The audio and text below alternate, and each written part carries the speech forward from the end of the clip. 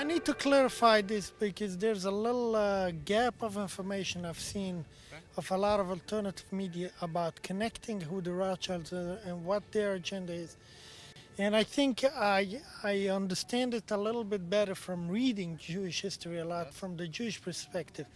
The Rothschilds in the 1800s, they were very philanthropist and very supportive of Jewish causes, of Jewish education, and they were spending a lot of money at the time, and they were coming to the poor Jewish communities in Jerusalem and Israel and kind of influencing them by nice donations and everything. And people were talking to them at the time that they should try to influence the Sultan to make some conditions easier and everything. And Rothschilds instead used it for their agenda. Here is what is the Rothschilds' agenda about the State of Israel, and this is why they created the State of Israel in the first place, is because going back to the late 1800s, early 1900s, the Rothschilds' wealth was so strong that it combined Germany, England, and France all together. They were so powerful, and their problem was they needed a sovereignty and an own military to protect the wealth.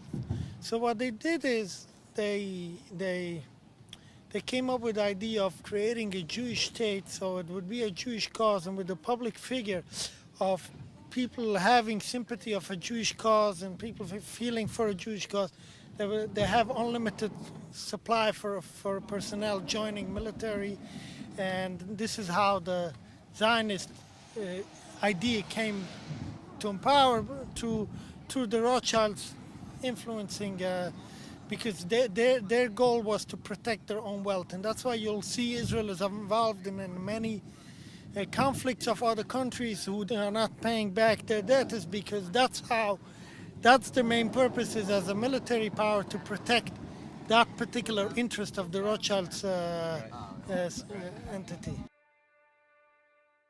The Rothschilds, they're offering a free service of a Jewish sovereignty, a Jewish home state, and all these things.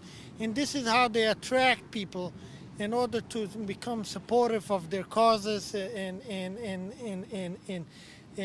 dedicate their life to the military, the Tzahal, and so on.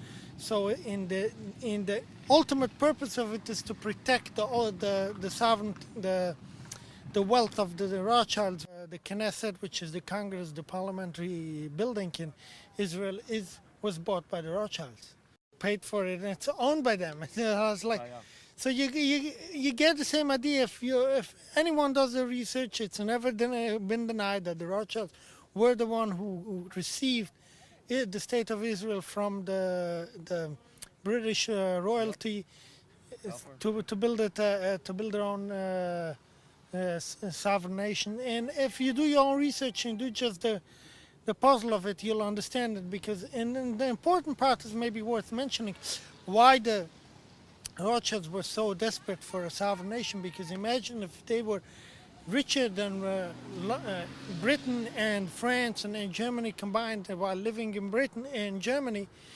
The German government had the ability of taking away all their wealth. So they had to devise a plan of protecting that wealth. And that's why their own sovereignty and having a home state and a homeland with a political dynamic of a Jewish state is important to them.